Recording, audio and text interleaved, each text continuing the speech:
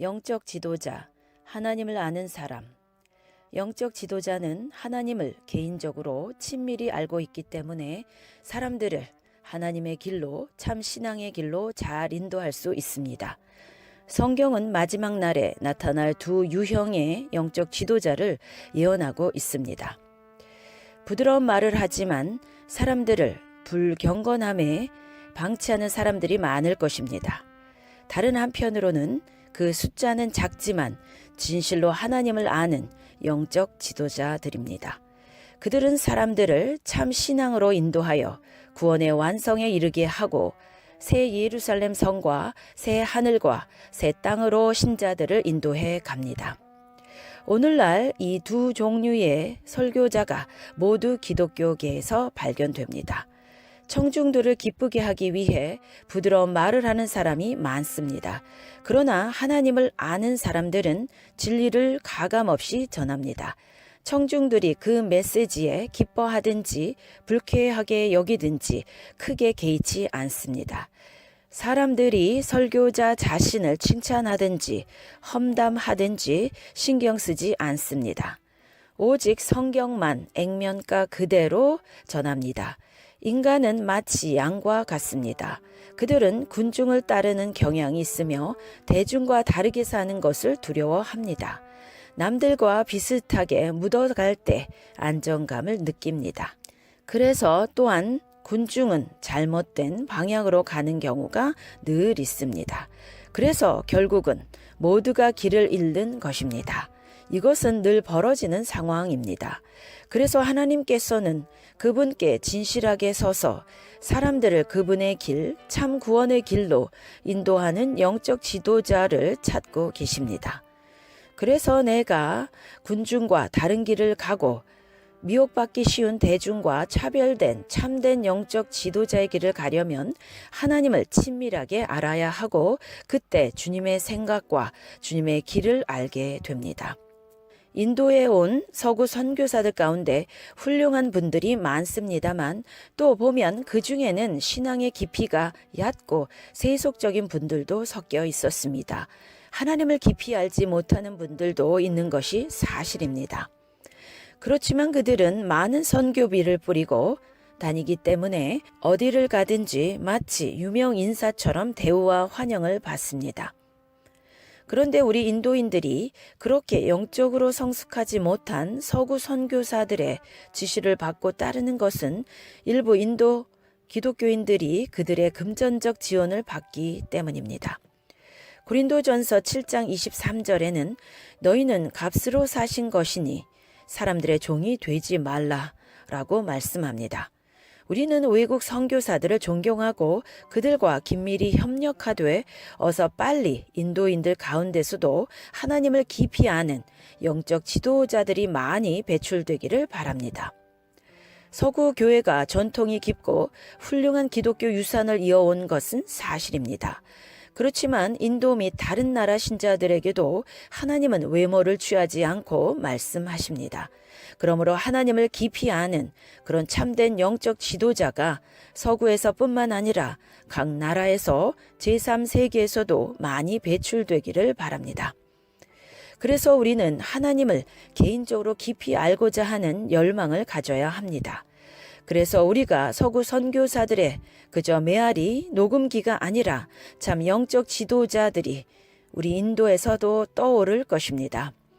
물론 우리가 서구의 전통과 이제까지 내려온 신앙 유산을 반드시 배워야 하지만 인도 가운데서도 정말 사람들을 살리는 영적 지도자가 배출되기 위해서는 우리 인도 신자들이 하나님을 아는데 열심을 내야 한다는 것입니다. 영적 지도자의 영적 권위는 그가 개인적으로 하나님을 얼마만큼 깊이 아는가 거기에 달려 있습니다. 그래서 잭 푸니는 우리 인도의 여러 목회자, 평신도 지도자들이 정말 하나님을 깊이 아는 일에 열정을 갖게 되기를 촉구합니다.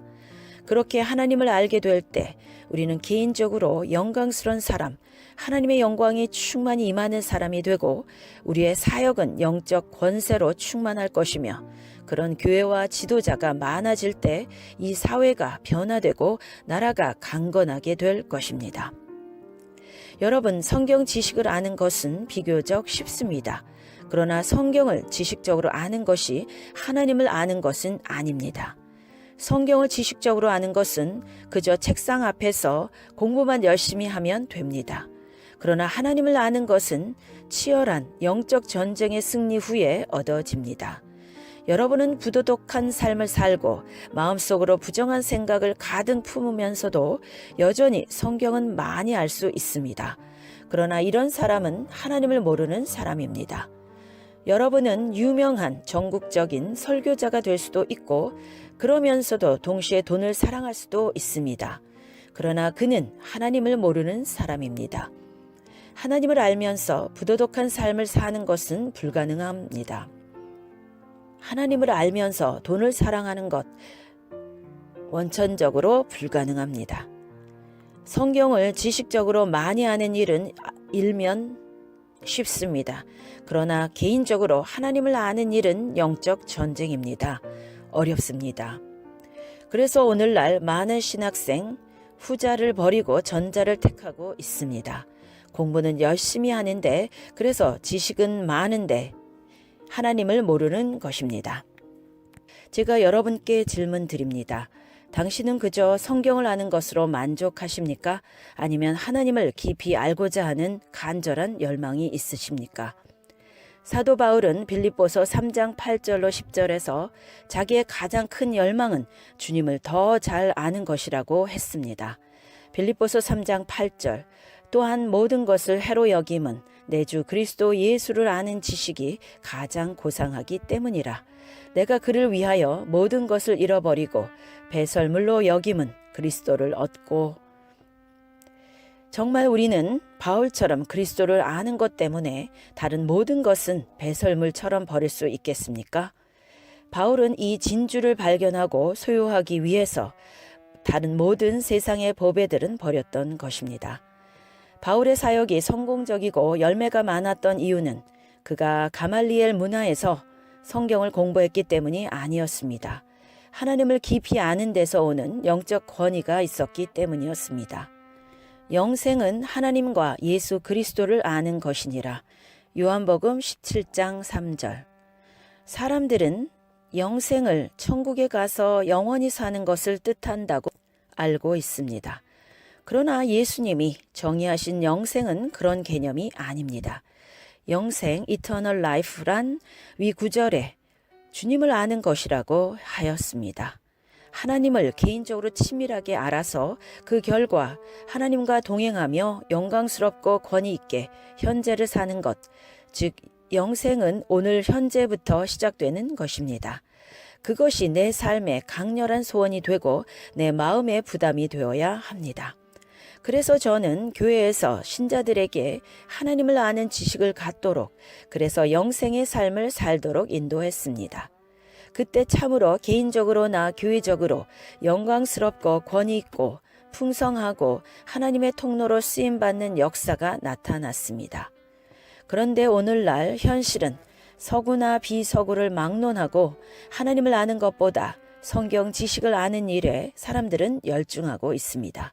아마 기독교 역사상 지금처럼 성경 지식이 넘치는 때가 없었을 것입니다. 초대교회 이후 1500년간 일반 신자들은 성경을 가지지도 못했습니다. 그런데 지금 우리는 성경을 자유롭게 가지고 있습니다. 그 외에도 성경 사전, 주석서 등 여러 성경 교재책들도 많이 갖고 있습니다. 그렇다면 한번 생각해 보십시다. 오늘날 20세기부터 이렇게 성경 지식에 대한 책과 교재가 차고 넘치는데 지금 우리는 초대교회 이후 지난 20세기를 통틀어 가장 거룩한 세대를 살고 있습니까? 그렇지 않습니다.